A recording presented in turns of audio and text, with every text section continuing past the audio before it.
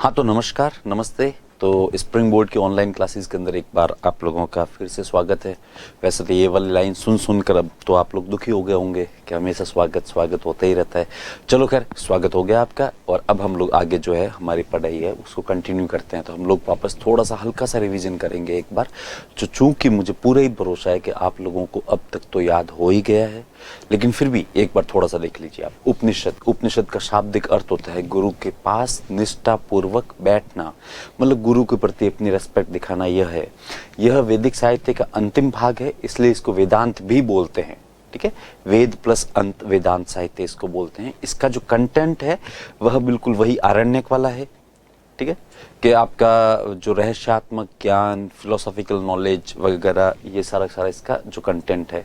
कुछ प्रमुख उपनिषद की बात करते हैं तो उसके अंदर है कि सबसे पहली बात तो यह है कि उपनिषदों की जो संख्या है वह 108 है। ठीक है, कुछ महत्वपूर्ण उपनिषद, वो जो उपनिषद, तो उसके अंदर पहला है कट उपनिषद या कठोपनिषद। यम और नचिकेता का संवाद मिलता है इसके अंदर। ठीक है, इसके अंदर यज्ञ अनुष्ठान या कर्म कांड की आलोचना की गई है। फिर सेकंड नंबर जाबाल उपनिषद, 4 आश्रमों का उल्लेख मिलता है इसके अंदर। फिर छांदोग्य उपनिषद, ये बहुत ही महत्वपूर्ण उपनिषद है। इसके अंदर भगवान कृष्ण का पहला उल्लेख मिलता है। भगवान कृष्ण के बारे में बताया गया है कि भगवान कृष्ण जो है वो देवकी के पुत्र है और गुरु अंगिरस के शिष्य है, यह भी जानकारी मिलती है। और जो इनका वंश है वह है वृष्णि वंश, ये यहाँ पर लिखा हुआ है साफ साफ, है ना, वृष्णि वंश। इसके बारे, इसके अतिरिक्त एक चीज और जो मैंने शायद लास्ट क्लास में शायद नहीं बताई होगी आपको, कि इसको 5वां वेद बोलते हैं।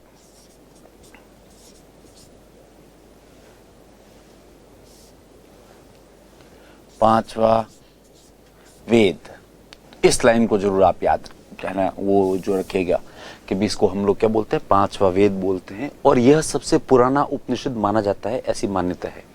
चलिए फिर बात करते हैं जो है ना 4th नंबर की बृहदारण्यक उपनिषद, सबसे बड़ा उपनिषद है। गार्गी याज्ञवल्क्य या फिर गार्गी / मैत्रेयी / याज्ञवल्क्य का संवाद मिलता है इसके अंदर से। मुंडकोपनिषद सत्यमेव जयते मिलता है इसके अंदर से। और तैत्तिरीय उपनिषद बौद्ध धर्म के अष्टांगिक मार्ग जो है उसकी जानकारी मिलती है इसके अंदर से। फिर उपनिषद प्लस भगवद गीता प्लस ये जो ब्रह्म सूत्र, इन तीनों को मिलाकर संयुक्त रूप से हम लोग बोलते हैं प्रस्थानत्रयी। तो इसको भी याद रखिएगा आप लोग। फिर हम लोग बात करते हैं वेदांग की, वेद प्लस अंग। ठीक है, तो वेदांग वैदिक साहित्य को समझने के लिए जिस लिटरेचर की रचना की गई थी वह है वेदांग। वेदांगों की संख्या 6 है और वह देखिए आप, शिक्षा, व्याकरण, ज्योतिष, छंद, कल्प और निरुक्त। तो ये नाम आप याद एक बार कर लेना। उसके बाद में हम लोग बात करते हैं पुराण की। तो पुराण का शाब्दिक अर्थ है वह होता है प्राचीन आख्यान। इट मीन्स एंशिएंट इंसिडेंट्स, जो भी हुए वह। और जो पुराणों की रचना है वह लोमहर्ष और उग्र शर्मा ने की है। और पुराणों का ऐतिहासिक महत्व भी है। सबसे पहले एक कोई व्यक्ति था जिसका नाम था पार्जिटर, उसने सबसे पहले मतलब बताया कि पुराणों के अंदर हम लोगों को ऐतिहासिक जानकारियां भी मिलती है। तो यह है। अब कुछ जो महत्वपूर्ण पुराण है उनके बारे में हम लोग बात करते हैं। तो सबसे पहला पुराण है वह है मत्स्य पुराण, ये ओल्डेस्ट है। इसके अंदर शुंग और सातवाहन वंश की जानकारी मिलती है। विष्णु पुराण, इसके अंदर मौर्य वंश की जानकारी मिलती है। वायु पुराण, इसके अंदर गुप्त वंश की जानकारी मिलती है। और मार्कंडेय पुराण, इसके अंदर दुर्गा सप्तशती के बारे में भी हम लोगों को जानकारी मिलती है। तो ये प्लीज आपको देख लीजिएगा एक बार, हल्के से याद हो जाएगा आपको। स्मृति लिटरेचर, स्मृति लिटरेचर का मतलब होता है कि ऐसी चीजें जो आपको याद रहती है। चूंकि इसके अंदर समाज की बातें बहुत ज्यादा है, इसलिए इसको धर्मशास्त्र भी बोलते हैं। फिर हम लोग बात करते हैं सबसे पहले, है ना, वो जो मनुस्मृति के बारे में। मनुस्मृति जो है वह ओल्डेस्ट है ना, प्राचीनतम स्मृति है। इसमें सामाजिक नियमों का उल्लेख किया गया है। जर्मन दार्शनिक नीत्शे कहता है कि बाइबल को जला दो और मनुस्मृति को अपनाओ, burn the Bible and adopt the Manusmriti.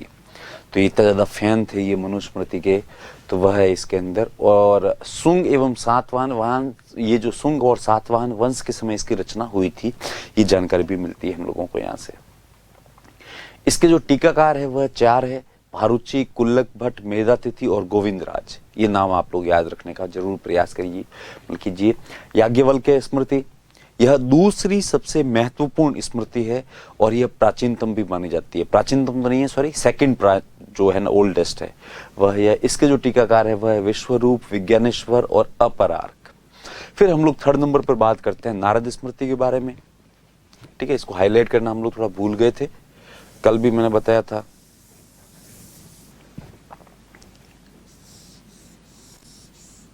Narad स्मृति, इसके अंदर दासों की मुक्ति का उल्लेख या फिर दासों के कल्याण का उल्लेख मिलता है कि जितने भी आपके पास गुलाम हैं इन सभी गुलामों को आप या तो मुक्त कर दो या फिर मुक्त नहीं भी करते हो तो इनका कल्याण करो। ये जो जानकारी मिलती है नारद स्मृति के बारे में। फिर फोर्थ नंबर जो है वह है कात्यायन स्मृति। इसके अंदर आर्थिक गतिविधियों की जानकारी मिलती है कात्यायन स्मृति के अंदर। यहां पर केवल कात्यायन लिखा हुआ है, जिसको हम लोग आगे जो है वो चेंज कर देंगे अपन। चलिए, इसके बाद में हम लोग बात करते हैं ऋग्वेदिक काल की। यह तो था हमारा अभी तक का रिवीजन कि हम लोगों ने इन चीजों को हमारी लास्ट क्लासेस के अंदर पढ़ा था। अब हम लोग बात करते हैं आगे की कि अब हम लोग जो क्या पढ़ेंगे वह है ऋग्वेदिक पीरियड। तो यदि हम लोग ऋग्वेदिक पीरियड की बात करें तो आप लोग देख सकते हैं यहाँ पर बोर्ड के ऊपर कि ऋग्वेदिक काल का जो टाइम पीरियड है वह है 1500 बीसी से लेकर 1000 बीसी के बीच में। मतलब ऐसी मान्यता है कि 1500 से लेकर 1000 बीसी के बीच के अंदर ऋग्वेद की रचना की गई थी। ठीक है, एक कोई व्यक्ति है जिसका नाम है विंटरनित्स। यहां पर इंग्लिश के अंदर अच्छे से लिखा हुआ है विंटरनित्स। तो ये जो विंटरनित्स है इसी ने इस टाइम पीरियड को डिसाइड किया है कि 1500 बीसी से लेकर 1000 बीसी के बीच में ऋग्वेद की रचना हुई थी और यही वह काल है जिसको हम लोग ऋग्वेदिक पीरियड बोल सकते हैं। अब इसकी जो विशेषता है सबसे पहले कि आर्यों की भौगोलिक स्थिति जो पहला टॉपिक है। हालांकि वैसे टेक्निकली देखा जाए तो इसको अलग से स्लाइड के अंदर बनाना चाहिए था ताकि आप लोगों को अच्छे से याद रहे कि आर्यों की भौगोलिक स्थिति क्या थी। आर्य कहां से आए थे मूल रूप से? ऐसा मानते हैं कि ऋग्वेद की रचना करने वाले आर्य थे या फिर ऋग्वेदिक काल के अंदर जो भी लोग थे वह भी आर्य थे। लेकिन जब हम इनकी ज्योग्राफिकल कंडीशन की बात करते हैं तब हम लोग बात करते हैं कि यह कहां से आए थे मूल रूप से। तो कुछ ऐसे एक्सपर्ट हैं जो अपने अपने व्यूज देते हैं, अपने अपने जो है ना विचार बताते हैं। तो उसके अंदर हम लोग सबसे पहले देते हैं दयानंद सरस्वती जी के बारे में। दयानंद सरस्वती जी के बारे में हम लोग बाद में पढ़ेंगे, अच्छे से पढ़ेंगे जब हम लोग पढ़ेंगे मॉडर्न हिस्ट्री तब। तो दयानंद सरस्वती ने जब ऋग्वेद को पढ़ा और ऋग्वेद के को है ना पढ़ने के बाद में जब उन्होंने एक कंक्लूजन निकाला कि सब आर्य कहाँ से आए थे, तो इस बात पर उन्होंने कहा कि आर्य साहब, उनका अनुमान था आर्य तिब्बत से आए थे। क्यों? क्योंकि ऋग्वेद के अंदर कहीं न कहीं ऐसा उल्लेख मिलता है जिसके अंदर लिखा हुआ है कि आर्य जहाँ पर रहते थे या फिर जो आर्यों का मूल निवास स्थान था वहां पर धरती के ऊपर एक सफेद रंग की चादर हमेशा ही रहती है। तो यहाँ पर सफेद रंग की चादर का तात्पर्य यह है कि वहां पर स्नोफॉल हमेशा रहता है, तो वहां पे बर्फ गिरती रहती है। तो सब दयानंद सरस्वती जी ने अनुमान लगाया कि अच्छा बर्फ कहाँ पर गिरती है। तो फिर इनका अनुमान जो था वह है ना इस प्रकार से था कि अच्छा बर्फ हमेशा जो है वो सब है ना तिब्बत के अंदर गिरती रहती है। तो इस आधार पर इन्होंने कहा कि आर्य जो है वह तिब्बत से आए थे। उसके बाद में बाल गंगाधर तिलक साहब, उनको तो आप लोग सभी जानते होंगे, जिन्होंने कहा कि तुम मुझे खून दो मैं तुम्हें आजादी दूंगा। मतलब ऐसा इन्होंने नहीं कहा था, ध्यान रखना आप लोग हमेशा ही। ऐसा कहा था सुभाष चंद्र बोस ने कि तुम मुझे खून दो मैं तुम्हें क्या दूंगा, आजादी दूंगा। पर बाल गंगाधर तिलक साहब जो थे उनकी विचारधारा भी थोड़ी एग्रेसिव थी और ये बहुत ही मल्टी डायमेंशनल व्यक्ति थे। ये एक नेता भी थे, राइटर भी थे, वकील भी थे, एक वो जो एग्रेसिव व्यक्ति भी थे, तो बहुत कुछ थे। ठीक है, तो इनके बारे में तो अपन लोग कभी ऑफलाइन क्लासेस के अंदर होगी तब अपन बात करेंगे। तो बाल गंगाधर तिलक साहब ने भी इसके ऊपर एक ओपिनियन रखा। उन्होंने कहा कि आर्यंस जो है वह नॉर्थ पोल से आए थे, उत्तरी ध्रुव से, ये इनका मत है। तो ये पहला और दूसरा इंपॉर्टेंट है बहुत ज्यादा, यह आपको याद रखने ही रखने हैं। बाकी वाले फिर इतने इंपॉर्टेंट नहीं है। पर फिर भी आप एक बार देख लीजिए कि डॉक्टर पेनका और हर्ट वो कहते हैं कि साहब जो आर्य थे वह है ना, है ना, जर्मनी से आए थे। LD कल्ला साहब है, वह कहते हैं कि आर्य जो है वो सब कश्मीर से आए थे। गंगाधर झा साहब है, वह कहते हैं कि आर्य मध्य भारत से आए थे। और सबसे अंत के अंदर वापस इंपोर्टेंट है, वह है मैक्स म्यूलर। मैक्स म्यूलर, या फिर आपको कई बार पुस्तकों के अंदर मूलर भी लिखा हुआ मिलेगा।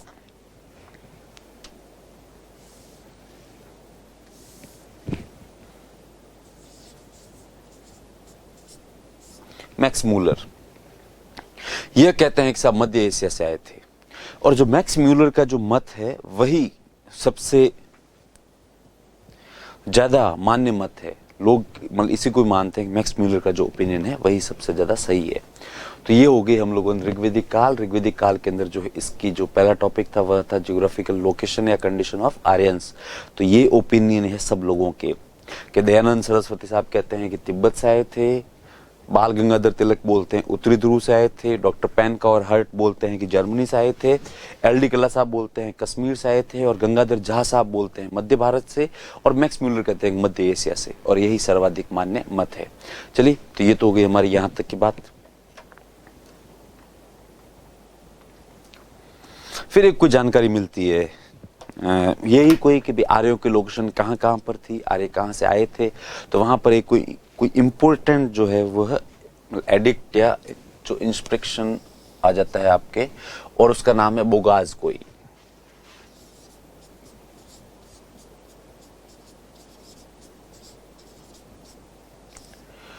तो बोगाज कोई अभिलेख इसका नाम है, 1400 BC का है यह, ठीक है। और यह एशिया माइनर या फिर टर्की से मिलता है। और इसके अंदर ऐसा उल्लेख है कि 4 हिंदू देवी देवता हैं, या हिंदू नहीं कहकर हम लोग कहेंगे 4 सनातन धर्म के देवताओं का उल्लेख मिलता है। और वह नाम इस प्रकार से है कि इसके अंदर भगवान इंद्र, भगवान वरुण, भगवान मित्र और भगवान नासत्य, इन चारों के नामों का उल्लेख मिलता है। तो आप इसको जरूर याद एक बार रख लीजिएगा। तो इससे यह सिद्ध होता है कि उस जमाने में टर्की तक भी सनातन धर्म फैला हुआ था। इसलिए वहां से जो अभिलेख है वहां से इस प्रकार के नाम मिलते हैं। और वो तो आपको पता ही होगा कि यदि हम लोग जब लगातार हिस्ट्री पढ़ते रहते हैं तब हम लोग देखते हैं कि ये आर्मेनिया, अजरबैजान, यहाँ से भी ऐसे बहुत सारे मंदिर मिलते हैं जो हिंदू धर्म से संबंधित है। या फिर वहाँ से ऐसी वो जो ऐसे अभिलेख या ऐसी वो जो है ना जानकारियाँ मिलती है जो हिंदू धर्म से संबंधित है। तो यह भी सारे सारे यहाँ से मिलते हैं। तो यह है आपका बोगाज कोई अभिलेख। उसके बाद में हम लोग बात करते हैं आर्यों के बारे में कि आर्य चलो जहां से भी आए हो नहीं आए हो वो एक अलग मत है। हम लोगों ने सबके ओपिनियन देख लिए कि दयानंद सरस्वती साहब कहते हैं कि साहब जो तिब्बत से आए थे। बाल गंगाधर तिलक साहब कहते हैं कि नहीं नॉर्थ पोल से आए थे, ठीक है। मैक्स म्यूलर कहते हैं कि नहीं सेंट्रल एशिया से आए थे। खैर वो जो सबके है। तो जब आर्य यहाँ पर आए गए तो आर्य यहाँ पर आकर सबसे पहले कहाँ पर सेटल हुए, कहाँ पर बसे, जब इसके बारे में हम लोग बात करते हैं तब हम लोगों को पता चलता है कि आर्य जब इंडिया के अंदर आ गए थे तो इंडिया में आने के बाद में यह सबसे पहले सप्त सैंधव के अंदर बस गए थे। एक बार आप इस स्लाइड को देख लो थोड़ा लेना गौर से।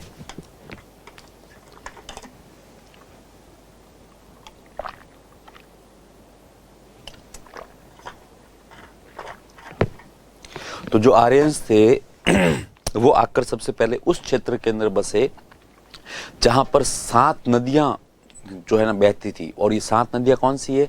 सिंधु, और सिंधु नदी की 5 सहायक नदियां, इसके अलावा सरस्वती नदी। तो ये 7 नदियां जहां पर इनका जो क्षेत्र था जहां पर यह बहती थी, आर्यंस आकर सबसे पहले से जो इन्हीं नदियों के आसपास के क्षेत्रों के अंदर सेटल हो गए थे और बस गए थे। और उसमें भी आर्यंस के लिए सबसे इंपॉर्टेंट जो नदी थी वह थी सिंधु नदी, क्योंकि ज्यादातर जगह पर सिंधु नदी का ही उल्लेख मिलता है। ऋग्वेद के अंदर भी सबसे ज्यादा उल्लेख सिंधु नदी का मिलता है। तो इससे पता लगता है कि इनके लिए सबसे इम्पोर्टेंट जो है ना वो जो नदी है वह है सिंधु नदी। यह लोग भी उस जमाने के अंदर प्रकृति की पूजा करते थे। मीन्स ये पेड़ पौधे, फूल, पत्तियां, नदियां आदि या है ना वो जो इनको पूजते थे। तो इनके लिए जो सबसे पवित्र नदी थी वह थी सरस्वती नदी। क्यों? क्योंकि ऋग्वेद के अंदर एक सूक्त है जिसका नाम है ना वो नदी सूक्त। नदी सूक्त के अंदर सरस्वती को नदी तमा बोला हुआ है। इसका मतलब है कि समस्त नदियों की माता। तो इससे पता लगता है कि सरस्वती इनके लिए सबसे ज्यादा महत्वपूर्ण नदी थी। चलो एक बार फटाफट देख लेते हैं स्लाइड को कि आर्य आरंभ में सप्त सैंधव के अंदर बस गए थे। आर्यंस इनिशियली सेटल्ड इन सप्त सैंधव, ऐसा क्षेत्र जहां पर 7 नदियां बहती है उसको बोलते हैं सप्त सैंधव।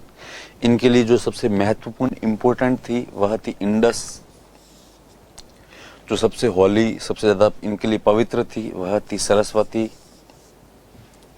ठीक है, और सरस्वती को नदी तमा भी बोला गया है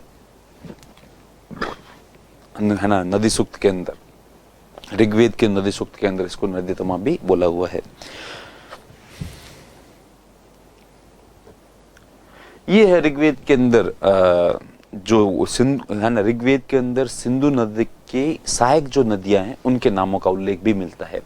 और ये सिंधु नदी की जो सहायक नदियां हैं वह 5 है। तो इनको अपन देख सकते हैं इस प्रकार से 1 2 3 4 और 5। यहां पर लिखा हुआ है एंशिएंट नेम कि इनके प्राचीन नाम क्या थे, और यहां पर लिखा हुआ है आपके आधुनिक नाम, मॉडर्न नेम, कि उस जमाने में उनको क्या बोलते थे, वर्तमान के अंदर क्या बोलते हैं। तो सबसे पहले देखते हैं एक नदी का नाम है जिसका नाम है बिपाशा, जिसको बिपाशा या फिर विपास भी बोलते थे, बिपाशा या विपास। और यह जो बिपाशा या विपास है उसको वर्तमान के अंदर बोलते हैं व्यास या फिर ब्यास भी बोलते हैं ना कुछ स्थानों पर इसको। तो आप तो इसको याद रखने का बहुत ही सिंपल तरीका है कि है ना, बॉलीवुड के अंदर एक जो अभिनेत्री है जिनका नाम है बिपाशा बासु। तो आप तो ये ध्यान रखना कि बिपाशा, जब आप हिस्ट्री पढ़ते हो तब ध्यान रखना कि बिपाशा बासु नहीं है, बिपाशा व्यास है। बिपाशा क्या है? व्यास है। बिपाशा जिसका जो आधुनिक नाम है वह है व्यास। फिर उसके बाद में सेकंड नंबर बात करते हैं सतुद्री। तो सतुद्री को वर्तमान में बोलते हैं सतलज। सतलज या फिर सुतलज, जैसे कुछ ये जो पंजाब हरियाणा के लोग हैं वह, हम लोग इसको सतलज बोलते हैं, वो लोग इसको सुतलज भी बोलते हैं। तो ये थोड़ा आप ध्यान रखिएगा। फिर थर्ड नंबर है वितस्ता, और वितस्ता को अंदर जो वितस्ता है उसको वर्तमान में बोलते हैं झेलम। एक फिल्म आई थी शाहिद कपूर की, बहुत ही अच्छी मूवी थी, नाम तो मुझे याद नहीं रहा। हाँ, हैदर के अंदर एक गाना भी था, झेलम झेलम। तो आप उसको ऐसे ही ध्यान रखना कि वह जो गाना है उसको एक बार सुन लेना, और उसके बाद में उसको आप एक बार है ना वो तो अपने दिमाग में रखना कि यदि यह झेलम के स्थान पर यूं वैसे होता वितस्ता वितस्ता, तो फिर गाना कैसे आगे बढ़ता। तो इसी बात को आप प्लीज यहाँ पर एक बार कंटिन्यू करना कि वितस्ता का आधुनिक नाम जो वो है झेलम। फिर पुरुषनी, तो पुरुषनी का नाम है रावी। और अश्किनी का नाम है चिनाब या फिर चेनाब।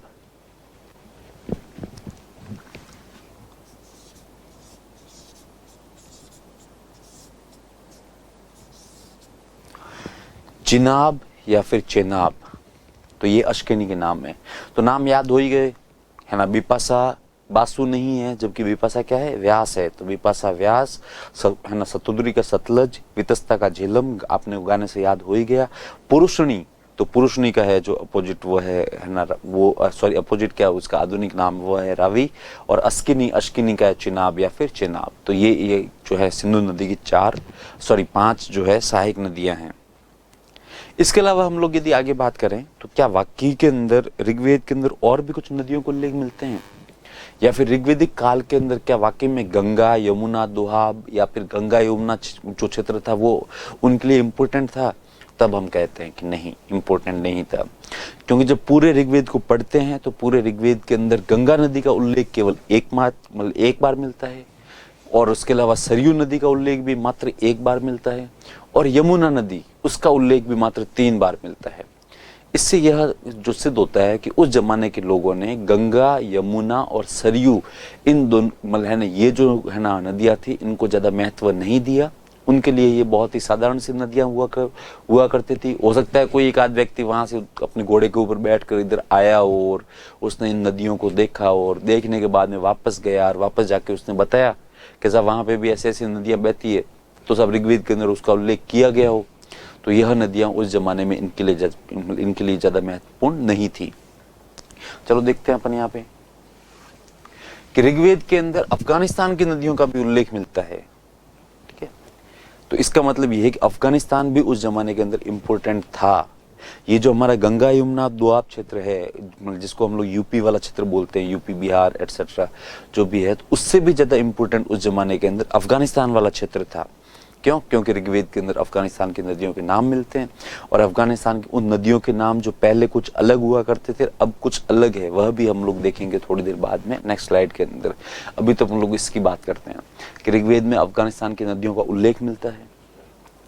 फिर बात करते हैं अपन आगे, तो अपन देखते हैं कि ऋग्वेद के अंदर एक पर्वतमाला, एक कोई माउंटेन है, उसका उल्लेख मिलता है, और उस माउंटेन का नाम है मूजवंत।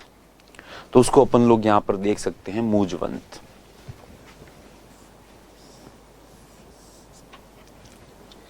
और मूजवंत को जिस तरीके से इन लोगों ने डिस्क्राइब किया हुआ है, उससे सिद्ध होता है कि यह मूजवंत और कुछ नहीं जबकि केवल हिमालय का नाम है। तो हिमालय का उल्लेख भी यहाँ पर मिलता है। फिर हम लोग बात करेंगे यहाँ पर ऋग्वेद में गंगा व सरयू नदी का उल्लेख 1 बार, यमुना नदी का उल्लेख 3 बार मिलता है। इसका मतलब यह ज्यादा महत्वपूर्ण नहीं थी। अब हम लोग बात करते हैं अफगानिस्तान के नदियों के नाम, ऐसी नदियां जिनका उल्लेख ऋग्वेद के अंदर मिलता है। तो ये इनके एक तरफ लिखे हुए एंशिएंट प्राचीन नाम, और एक तरफ लिखे हुए इनके आधुनिक नाम। तो एक नदी जिसको वर्तमान के अंदर गोमती बोलते हैं अफगानिस्तान के अंदर, उसको प्राचीन काल के अंदर या फिर ऋग्वेदिक एरा के समय इसको गुमल या गोमल बोलते थे। फिर एक नदी है जिसको है ना वर्तमान के अंदर कुर्रम बोलते हैं, उसको उस जमाने में क्रुमू बोलते थे। फिर वो जो नदी है जिसको वर्तमान में स्वात बोलते हैं, उसको उस जमाने में सुवास्तु या सवास्तु बोलते थे। और फिर सबसे लास्ट में एक और नदी है जिसका नाम है कुबा, और कुबा को अभी वर्तमान में बोलते हैं काबुल। तो एक बार ये आप नाम ध्यान से देख लीजिएगा।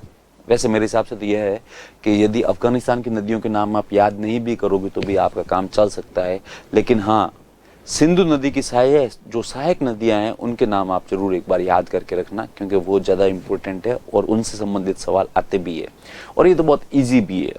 गुमल गोमल गोमती, कुर्म है ना, क्रुमू को कुर्रम बोलते हैं, सुवास्तु को स्वात बोलते हैं, और कुबा को काबुल बोलते हैं। तो बहुत ज्यादा इजी है। इनको कभी ऐसे मैच करवाने वाले प्रश्न भी नहीं आते हैं, क्योंकि जो भी व्यक्ति आपका क्वेश्चन पेपर बनाता है उसको पहले से पता होता है कि साहब ये तो मैच कर ही लेगा आदमी, इसलिए इससे रिलेटेड सवाल आने की संभावनाएं बहुत कम है। चलो, पॉलिटिकल स्टेटस ऑफ आर्यंस, आर्यों की राजनीतिक स्थिति, इसकी बात करते हैं। इसकी जब अपन बात करेंगे तब अपन साफ साफ यही कहेंगे कि अपन क्या बात करें इसके बारे में। आप पहले सोचो, हिस्ट्री के अंदर सबसे जो है ना अच्छी बात यह होती है कि आप जब भी कोई भी टॉपिक पढ़ना स्टार्ट करते हो और जब आप उसकी हेडलाइन देखते हो, तो हेडलाइन देखने के बाद में आप पहले तो व्यक्तिगत रूप से उसके ऊपर सोचो, आप पढ़ो बाद में। भले इवन यदि यह आपकी ऑनलाइन क्लास है, तो ऑनलाइन क्लास के अंदर भी जैसे ही हमने ये जो बात की हेडिंग की कि आर्यों की राजनीतिक स्थिति, तो जैसे ये बात आती है तो उसके अंदर आप सबसे पहले जो है वो आर्यों की राजनीतिक स्थिति के बारे में सोचिए खुद, कि आर्यों की राजनीतिक स्थिति कैसी रही होगी। क्या उस जमाने में राजा था तो वह कितना शक्तिशाली था? क्या राजा का पद है वह सब वंशानुगत था? मतलब वंशानुगत होने का तात्पर्य आप लोगों को पता है कि राजा के मरने के बाद में उसका बेटा या फिर उसकी फैमिली का कोई मेंबर जो है वही वापस राजा बनता था। क्या राजा यानी किसी प्रकार का टैक्स इम्पोज करता था किसी के ऊपर? और राजा के पास परमानेंट आर्मी होती थी या नहीं थी? या फिर राजा के पास में कुछ मंत्री होते थे या नहीं होते थे, एटसेट्रा। ऐसे खूब सारे सवाल है, एक नहीं 20-30 सवाल होंगे आपके पास में। तो आप इन सारे सवालों के बारे में पहले कुछ सोचिए, उसके बाद में उनके जवाब ढूंढिए कि क्या क्या था। फिर ये आप स्लाइड देखो तो आपको सारी चीजें बहुत आसानी से और बहुत इजीली याद हो जाएगी, ऐसा मेरा मानना है और पक्का ही मानना है। चलो, तो हम लोग बात कर रहे हैं कि है ना, ऋग्वेदिक काल के अंदर राजनीतिक स्थिति कैसी थी।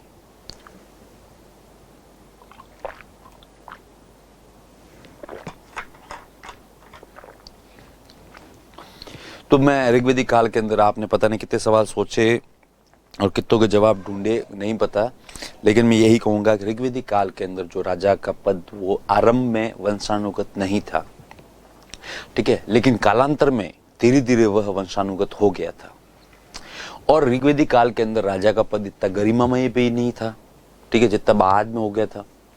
आरंभ के अंदर तो जो राजा है उसका मतलब यही होता था कि साहब एक कबीला होता था उस कबीले के अंदर कुछ है ना परिवार रहते थे, और ऋग्वेदिक काल के अंदर या फिर उत्तरवेदिक काल के अंदर भी इन आर्यंस के लिए सबसे महत्वपूर्ण जो थे वह थे पशु। ठीक है, गाय और घोड़ा, और घोड़ा उनके लिए ज्यादा इंपॉर्टेंट था। तो उस जमाने में जो भी चोरी डकैती लूट जो भी होता था वह सब इनकी होती थी कि भाई आप एक कबीले ने दूसरे कबीले के ऊपर आक्रमण किया और आक्रमण करके वो उनकी गायों को चुरा कर लेके भाग जाते थे, है ना, जिनको सामान्य बोलचाल के अंदर पशुधन भी बोलते हैं। तो वो जब इस प्रकार से लेकर भागते थे तब कोई न कोई कबीले का व्यक्ति होता था, वो सब एक बिगुल बजाता था। बिगुल का मतलब होता है अलार्म। तो वो अलार्म बजाता था और बाकी वालों को इन्फॉर्म करता था कि साहब हमारे कबीले की जो गायें हैं उनकी चोरी हो गई है। तो वो सारे लोग आते और अपनी गायों की रक्षा करते थे। और तो उस युद्ध के अंदर जो व्यक्ति उस कबीले का नेतृत्व करता था उसको गोपता या फिर है ना जो वो है ना जनस्य गोप या फिर गोप बोलते थे सिंपल है। तो ये सारे शब्द आप देखिए गाय से संबंधित है, गोपता, जनस्य गोप या फिर गोप। तो वह व्यक्ति जो उस जमाने के अंदर युद्ध का या फिर युद्ध में अपने कबीले का नेतृत्व करता था उसको गोपता बोलते थे। और यही पद कालांतर के अंदर जो है वह बहुत ज्यादा पावरफुल हो गया था और हेरिडेटरी भी हो गया था। तो एक बार स्लाइड देख लेते हैं ताकि आपको अच्छे से याद रहेगी ये सारी मौलाना बातें। राजा का पद वंशानुगत नहीं होता था, हालांकि कालांतर के अंदर यह वंशानुगत हो गया था। ऋग्वेदिक जो एरा है उसको समाप्त होते होते यह वंशानुगत हो गया था। राजा को क्या बोलते थे उस जमाने के अंदर, है ना, जनस्य गोप या फिर गोपता या फिर इसको गोप भी बोलते थे। जन उस जमाने के अंदर कबीले की जो यूनिट होती थी उसको बोलते थे जन, है ना, कबीला। तो जनस्य गोप मतलब कबीले का गोप, गोप का मतलब होता है गो रक्षक जो गायों की रक्षा करता है, या फिर गोपता या फिर गोप, इन सब का शाब्दिक अर्थ सेम ही है, गायों की रक्षा करने वाला व्यक्ति। कालांतर में गोप का जो पद है वह वंशानुगत हो गया था। राजा के पास स्थायी सेना नहीं होती थी क्योंकि राजा खुद ही स्थायी नहीं था बेचारा। वो तो खुद ही वैसे होता था कि भाई हाँ युद्ध के समय मतलब कबीले का नेतृत्व कर लिया तो लोग उसको बोलते थे ये गोप है, गोपता है, ये जनस्य गोप है। और परमानेंट आर्मी का सवाल तो सब पैदा ही नहीं होता। उस जमाने के अंदर सभी लोग अपने अपने कार्य करते थे और जैसे कोई भी इमरजेंसी होती तो उसके बाद में बिगुल बजाते थे, जोर से सायरन बजाते। तो सायरन बजाने के बाद में जो भी व्यक्ति है वो सारे भाग के आ जाते और वो एकदम से जाके युद्ध में हिस्सा लेते और उसके बाद वापस अपना कार्य जो है वो सब करने लग जाते। और उसके बाद में जो नेक्स्ट जो लाइन है वह आप देख सकते हैं यहाँ पर, अधिकतर लड़ाइयां जानवरों के लिए लड़ी जाती थी। तो मैक्सिमम जितने भी बैटल्स होते थे उनके पीछे एक ही पर्पस था और वह थे जानवर, क्योंकि एक दूसरे कबीले के लोग जो है इधर उधर से जानवर चुराते थे और उसी कारण से जानवरों की रक्षा के लिए ही लड़ाइयाँ होती थी। क्योंकि उस जमाने में जमीन इंपॉर्टेंट नहीं है कोई भी, जैसे भी अपन बहन वर्तमान में देखते हैं ना कि लोग ये जो गुंडे मवाली होते हैं वो सब जमीन के ऊपर आकर कब्जा कर लेते हैं। तो उस जमाने के अंदर जमीन इतनी ज्यादा थी कि लोग जमीन के महत्व को तो समझते ही नहीं थे। वो कहते अच्छा है ना, तेरे को जमीन चाहिए, ले ले रख ले। ज्यादा महत्वपूर्ण क्या है, जानवर, गाय और घोड़ा या फिर बाकी वाले भी जानवर। तो ज्यादातर जो लड़ाइयां हैं वो किसके लिए होती थी, most battles were fought for animals, कि ज्यादातर लड़ाइयां जानवरों के लिए होती थी।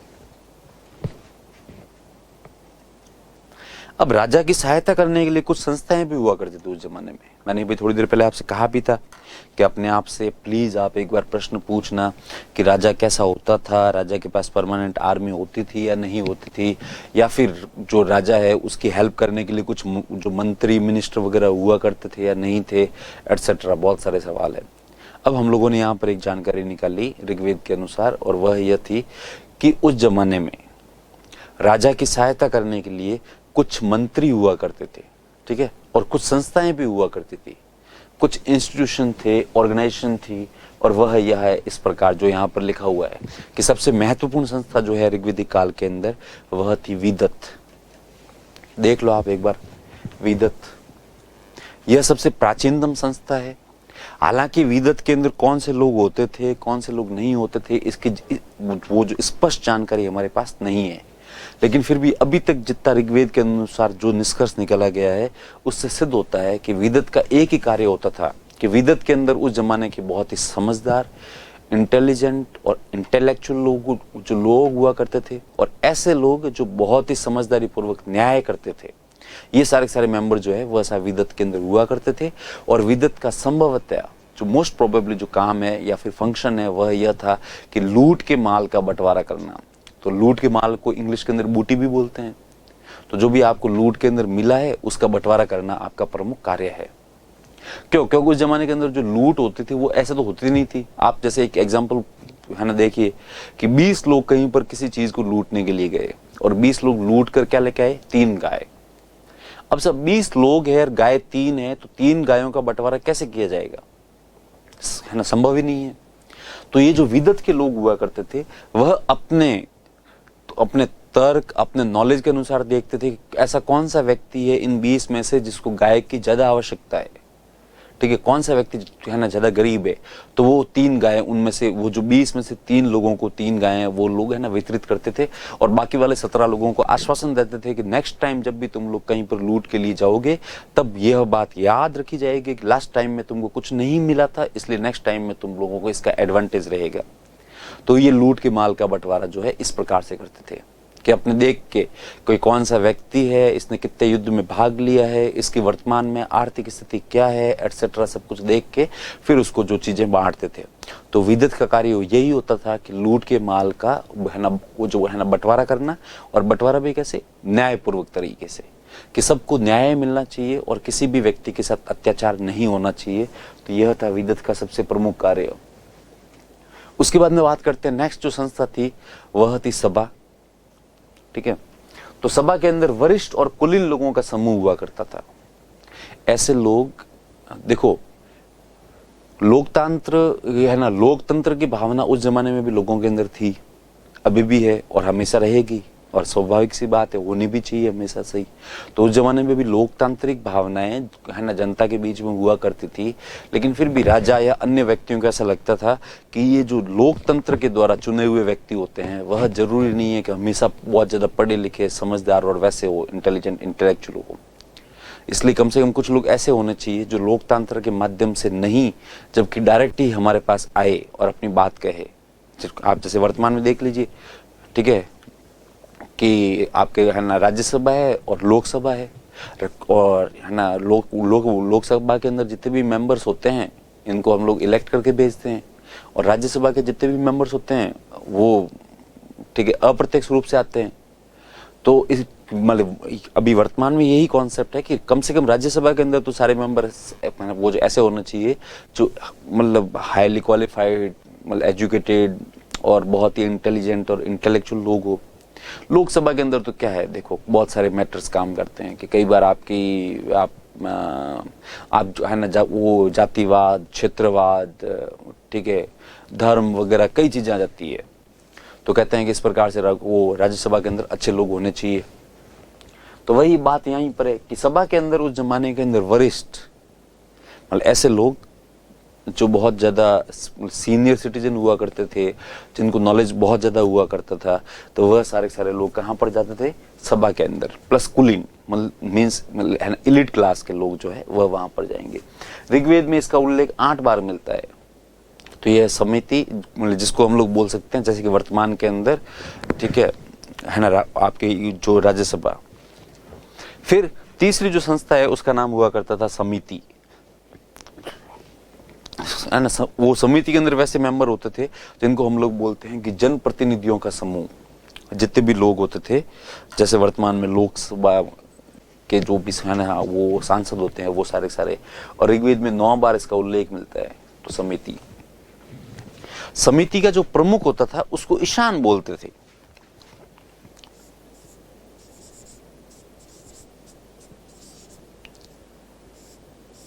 ईशान, इसको ध्यान रखना आप एक बार, इस शब्द को, ईशान। जैसे आजकल होता है लोकसभा अध्यक्ष, वैसे वैसे उस जमाने में जो भी है ना समिति अध्यक्ष होता था उसको बोलते थे ईशान। चलो ये हो गया। ये 3 संस्थाओं के बारे में बातचीत हो गई हमारी। उसके बाद में हम लोग बात करते हैं नेक्स्ट जो है वह है स्पस। कुछ यहाँ पे कुछ पॉइंट्स है कि स्पस एक टर्म है। तो उस जमाने के अंदर जो गुप्तचर हुआ करते थे, जो भी स्पाई हुआ करते थे, उनको उस जमाने में स्पस बोलते थे। ठीक है। राजा की सहायता के लिए 12 मंत्री होते थे जिनको रत्निन या रत्निन बोलते थे।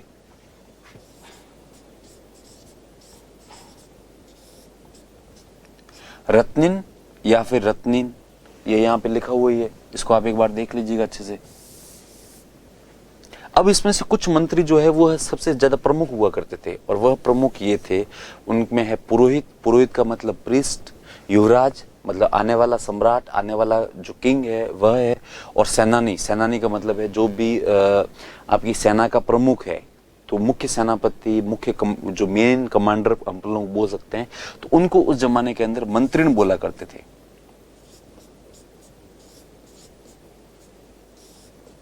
मंत्रिण, इसको याद रखोगे तो अच्छा ही है आपको। तो ऐसे आजकल जैसे नहीं होता कैबिनेट, कि राजा को जब कभी कोई भी डिसीजन लेना होता है तो यह जरूरी नहीं है कि राजा अपने सारे 12 मंत्री है उनको सबको बुलाएगा और सबके साथ डिस्कस करेगा। यदि कोई फटाफट कोई भी डिसीजन लेना है राजा को, तो राजा केवल 2-3 लोगों को, खास लोगों को बुलाता था, उनसे काउंसिल करता था, ठीक है, उनसे बात करता था, और बात करने के बाद में अपना डिसीजन लेता था। तो इस प्रकार के जो लोग हुआ करते थे उनको उस जमाने के अंदर मंत्रिण बोलते थे। और उसमें सबसे मेन है वह है पुरोहित, है ना। पुरोहित का मतलब उस जमाने का पीएम, है ना, प्रधानमंत्री बोल सकते हैं हम लोग। प्रीस्ट, जिसको धर्म का ज्ञान होता था, इसके अलावा भी वह बहुत ही ज्यादा मतलब उसको जो उसके नॉलेज का लेवल है वो बहुत ज्यादा अच्छा हुआ करता था। फिर है युवराज, तो उसको भी बुलाते थे, और एक सेना का प्रमुख जो है सेनापति, उसको बुलाते थे सेनानी। तो इन जो तीनों को है ना संयुक्त रूप से मंत्रिण भी बोलते थे उस जमाने के अंदर। तो इसको भी आप याद रखिएगा एक बार। उसके अलावा जो मेन है वह है सबसे जो 4th नंबर पर आप देख लिए, है ना, देख लीजिए एक बार, आपके लिखा हुआ है वाज्रपति या फिर वज्रापति। वज्रापति गलत है, यहाँ पर वाज्रपति होना चाहिए, ठीक है। हाँ, ये तो मिटेगा नहीं अभी। तो वाज्रपति या फिर वाज्रपति, तो ये गोचर भूमि का प्रमुख हुआ करता था। हेड ऑफ ट्रांजिट लैंड, ठीक है। ये भी वैसे प्रॉपर तो नहीं है। गोचर मतलब उस जमाने के अंदर, अपने पहले भी बात हो गई कि आर्यों के लिए सबसे महत्वपूर्ण जो जानवर है ना, पशु है, वह है गाय और घोड़ा। तो उस जमाने के अंदर लोग जो गायों के चरने के लिए हर गांव के अंदर एक फिक्स ऐसा स्थान रखते थे जिसको गोचर भूमि बोलते हैं, कि ऐसी भूमि जहां पर गायें कभी भी चर सकती है, भले किसी की भी गाय हो। तो आज से कुछ सालों पहले तक भी गांवों के अंदर गोचर भूमि बहुत ज्यादा हुआ करती थी, लेकिन अभी वर्तमान के अंदर वर्तमान तो क्या, लेकिन ये है ना पिछले 10-15 सालों के अंदर या 20 सालों के अंदर जिस प्रकार से भूमि के भाव जो है ना वो जो बढ़े हैं, तो गांवों के अंदर जितने भी लोग होते हैं जो अपने आप को थोड़ा पावरफुल मानते हैं, या फिर सरपंच या जो भी व्यक्ति अपने आप को थोड़ा बहुत पावरफुल मानता है, उन लोगों ने इस जमीन के ऊपर कब्जे कर लिए हैं, और कब्जे करके उसके पट्टे वट्टे भी बना लिए हैं, और उसके ऊपर जो भी मकान वकान भी बना लिए हैं, या फिर बहुत सारे कार्य भी करते हैं। तो वो जो मेरे कहने का तात्पर्य केवल इतना है कि पहले के जमाने में हर गांव के अंदर गोचर भूमि हुआ करती थी। वर्तमान में भी कई गांवों के अंदर गोचर भूमि होती है, हालांकि वो गोचर भूमि है वह धीरे धीरे कम होती जा रही है। तो उस जमाने के अंदर जो ऐसी जो है ना भूमि जहां पर गायें चरा करती थी, उस पूरी भूमि के जो है ना सबसे मेन अधिकारी होता था, उसको बोलते थे है ना वो वाज्रपति या फिर वाज्रपति। उसके बाद में नेक्स्ट जो बात कर रहे हैं वह है सुत। महाभारत तो आप लोगों ने डेफिनेटली देखी होगी। तो महाभारत के अंदर कर्ण के लिए कहते हैं कि सूत पुत्र कर्ण, मतलब कर्ण क्षत्रिय नहीं था जबकि सूत पुत्र था। तो ऐसा व्यक्ति जो उस जमाने के अंदर रथ बनाता था और रथ सेना का सबसे प्रमुख अधिकारी होता था, उसको उस जमाने में सूत बोलते थे। तो जो महाभारत के अंदर कर्ण है, जिसका कैरेक्टर सबसे शानदार लगता है मुझे व्यक्तिगत रूप से, तो महाभारत के अंदर तो जो उसके पिताजी थे वह एक्चुअली रथ बनाया करते थे, और उसके बाद में जब भी युद्ध वगैरह होता था तब उसके अंदर पूरी रथ सेना का नेतृत्व करते थे। तो ऐसे व्यक्ति को बोलते हैं सूत। तो जो है ना रथ बनाने वाला वो होता है ना सूत या सुता। फिर पालागल, राजा का मित्र या फिर दूत।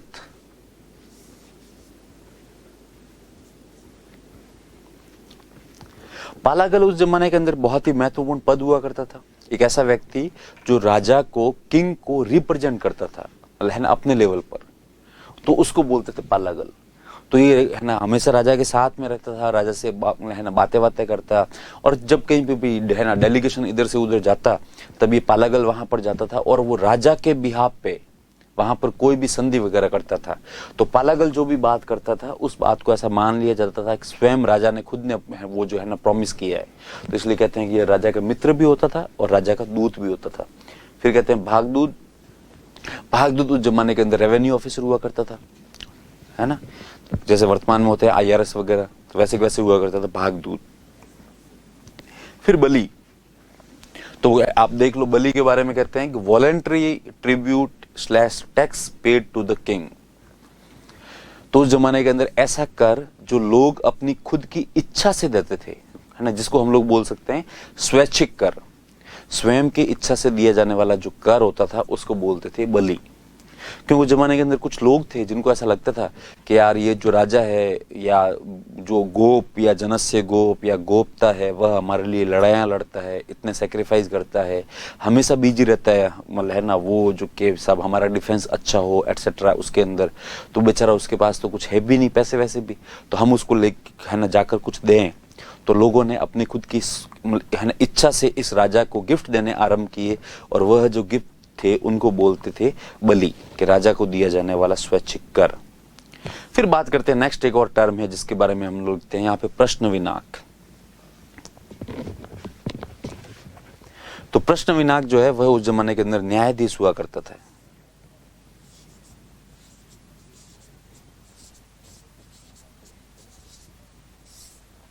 प्रश्न विनाक, जो प्रश्न विनाक है वह उस जमाने के अंदर जज हुआ करता था। बस अपने को केवल इतना सा ध्यान रखना है, बाकी और कुछ भी नहीं। चलिए, तो इसी के साथ ये जो स्लाइड है वह हमारी खत्म हो जाती है। तो एक बार फटाफट आप देख लीजिए। स्पष्ट, जासूस या गुप्तचर, राजा की सहायता के लिए 12 मंत्री होते थे जिनको रत्निन या रत्नी बोलते थे। उसमें से ये जो 3-4 महत्वपूर्ण मंत्री होते थे इनको मंत्रिण बोलते थे। इसके अलावा है ना ब्राजपति या फिर वाज्रपति जो है वह गोचर भूमि का प्रमुख, सूत जो है वो सब उस जमाने के अंदर आपकी रथ सेना उसका प्रमुख हुआ करता था। ठीक है, पालागल राजा का मित्र या फिर दूत, भागदूत उस जमाने के अंदर रेवेन्यू ऑफिसर हुआ करता था। और फिर बात करते हैं बलि, तो राजा को दिया जाने वाला स्वैच्छिक कर। और प्रश्न विनाक वो होता था उस जमाने के अंदर न्यायाधीश, जज जो है वो। पॉलिटिकल यूनिट्स, राजनीतिक इकाइयां कैसे होती थी उस जमाने के अंदर, तो वैसे तो कई होती थी, लेकिन सबसे महत्वपूर्ण है उनकी अपन लोग बात करते हैं। कि सबसे बड़ा तो वैसे राष्ट्र होता था, ठीक है, तो राष्ट्र के अंदर जो व्यक्ति होता था वह होता था राजा या जनस्य गोप या गोपता, कुछ भी बोल सकते हैं अपने को, पर यहां से कोई प्रश्न बनता नहीं है। प्रश्न जहां से बनते हैं वह यह है कि सबसे जो यूनिट होती थी उसको बोलते थे जन। इसलिए जन है ना, ये जो जन का प्रमुख होता था उसको बोलते थे गोप। फिर जन डिवाइड होती थी विश्व के अंदर, और विश्व का जो भी प्रमुख होता था उसको बोलते थे विश्वपति। विश्व वापस है ना डिवाइड होता था ग्राम के अंदर, तो ग्राम के प्रमुख को बोलते थे ग्रामणी। और फिर ग्राम डिवाइड होता था कुल के अंदर, और कुल के प्रमुख को बोलते थे कुलुप। तो एक ही कुल के लोग जहां पर रहते थे उसके हेड को बोलते थे कुलुप। फिर एक ही गांव के अंदर कई सारे कुल रहते थे, तो ये एक ही गांव में बहुत सारे कुल है, ठीक है। और फिर एक ही विश्व के अंदर बहुत सारे ग्राम है, और एक ही जन के अंदर बहुत सारे विश्व है। तो ये आप देख लीजिए एक बार, जन, विश्व, ग्राम, कुल। मेंस के अंदर नहीं है यह टॉपिक, ये केवल आपके इसके सवाल जो है वो आपके प्रीलिम्स के अंदर बन सकते हैं। तो इसका हेड के अंदर आप ध्यान रखना, केवल वैसे कोई चांस बहुत कम है यहाँ से सवाल आने के, लेकिन फिर भी आपको थोड़ा बहुत पता होना चाहिए कि कुल का प्रमुख कुलुप, ग्राम का प्रमुख ग्रामणी, विश्व का प्रमुख विश्वपति, और जन का प्रमुख जो है वह क्या होता था, गोप। बस इतनी सी जानकारी हमको जो होनी चाहिए। उसके बाद में करते हैं आर्यों की जो है आर्थिक स्थिति, ठीक है, इकोनॉमिक कंडीशन ऑफ आर्यंस, कि आर्यंस कैसे हुआ करते थे उस जमाने के अंदर। तब मैं यही कहूंगा कि ऋग्वेदिक काल के अंदर आर्य जो है उनका सबसे प्रमुख कार्य पशुपालन हुआ करता था। उनके सबसे प्रिय पशु जो थे वह थे गाय और घोड़ा, इनके ऊपर ही इनका पूरा पूरा जीवन निर्भर करता था, ठीक है। एग्रीकल्चर से इनका कोई ज्यादा संबंध नहीं था, क्योंकि पूरे ऋग्वेद के अंदर एग्रीकल्चर अर्थात ये जो कृषि शब्द का उल्लेख मात्र 24 बार मिलता है, और उन 24 बार में से भी पता लगता है कि 21 बार जो है वह है ना, वो जो है ना शेपक है। शेपक का मतलब होता है कि बाद में जोड़े गए हैं। तो इससे यह सिद्ध होता है कि ऋग्वैदिक काल के अंदर उन आर्यंस के लिए एग्रीकल्चर या कृषि शब्द ज्यादा महत्वपूर्ण नहीं था, या फिर उनके लिए कृषि भी महत्वपूर्ण नहीं थी। उनके लिए जो सबसे ज्यादा प्रमुख है, महत्वपूर्ण है, वह था केवल पशुपालन, गाय और घोड़ा। तो वो हर चीज के अंदर लड़ाइयाँ झगड़े उनके केवल गाय के लिए ही होते थे, और उनके जो वर्ड्स है, जो उनकी वोकेबलरी है, वो भी गाय से संबंधित ही है। तो वो है सारी सारी, ठीक है। उस जमाने में करेंसी सिस्टम नहीं था, मुद्रा का प्रचलन नहीं हुआ था। उस जमाने के अंदर लोग जो है वो एक प्रकार का क्या बोलेंगे उसको, आभूषण पहनते थे, है ना, जिसको बोलते हैं निष्क। तो वो गले के अंदर पहनते थे। तो वो कभी कभार जब बड़ी डील होती थी कोई न कोई, तब वो लोग जो निष्क का प्रयोग करते थे, देते थे। या फिर कभी कभार बड़ी डील के अंदर जो है गायों का भी आदान प्रदान करते थे। चलो भाई, आपने मेरे को 10 बोरी जो है वो गेहूं दिया है, तो मैं आपको इसके बदले के अंदर 1-2 वो जो भी गाय है वो मैं आपको देता हूँ। तो गाय और निष्क जो है इसका प्रयोग कभी कभार मुद्रा के रूप में करते थे, वरना मुद्रा का प्रयोग नहीं था उस जमाने के अंदर। और फिर बात करते हैं इंडस्ट्री। तो इंडस्ट्री का प्रचलन भी उस जमाने में नहीं था। कुछ छोटे मोटे उद्योग जरूर, कुछ चमड़ा उद्योग, है ना, लकड़ी उद्योग, ये जरूर आरंभ हो गए थे, ठीक है, लोह उद्योग वगैरह। लेकिन बहुत ज्यादा वो मतलब वैसे को है ना, वो जो फैले हुए भी नहीं थे। सॉरी, लोह उद्योग मैंने यहाँ पर गलत बोल दिया। लोह उद्योग जो है वह उत्तर वैदिक काल के अंदर आरंभ होगा, यहाँ पर नहीं है। तो यहाँ पर तो जमाने में चमड़ी उद्योग, है ना, वो जो लकड़ी उद्योग या फिर ये जो मिट्टी के उद्योग जो भी है, वह सारे सारे प्रचलित थे। तो अपन एक बार देख लेते हैं इस स्लाइड को फटाफट। आर्य यायावर जीवन व्यतीत करते थे, ठीक है।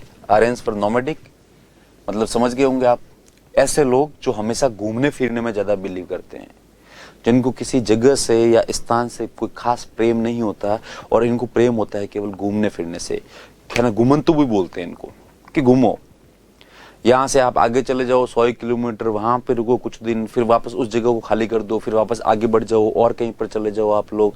तो इस प्रकार से घूमते फिरते रहते थे। ये आर्यों के जो है वो मेन थे। गाय और घोड़ा उनके प्रिय पशु थे, ठीक है। तो घोड़ा यहाँ पर पहले नंबर पर है और गाय सेकंड नंबर पे है ना। पशुपालन करते थे। ऋग्वेद के अंदर जो एग्रीकल्चर या कृषि शब्द है उसका उल्लेख मात्र 24 बार मिलता है। इन 24 में से भी जो 21 है वह क्या है, शेपक है, मतलब बाद में चिपकाए हुए हैं। तो मूल रूप से ऋग्वेद के अंदर जो है वो कृषि शब्द का उल्लेख कितनी बार मिलता है, मात्र 3 बार। इससे सिद्ध होता है कि कृषि उनके जीवन में ज्यादा महत्वपूर्ण नहीं थी। मुद्रा प्रणाली नहीं थी, करेंसी सिस्टम नहीं था उनके, ठीक है। बार्टर सिस्टम था कि चीजें लो और चीजें दो आपस में, वस्तु विनिमय जिसको हिंदी के अंदर बोलते हैं। तो वस्तु विनिमय का प्रचलन था उस जमाने के अंदर। और व्यापार में निष्क नामक सोने के जवाहरात का प्रयोग करते थे। निष्क और गाय दोनों का प्रयोग करते थे उस जमाने के अंदर व्यापार के अंदर।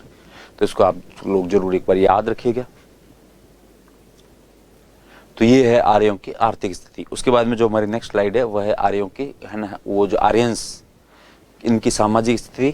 तो ये हम लोग पढ़ेंगे नेक्स्ट क्लास के अंदर। आज के लिए इतना बहुत है। चलो ठीक है, थैंक यू, नमस्कार, नमस्ते।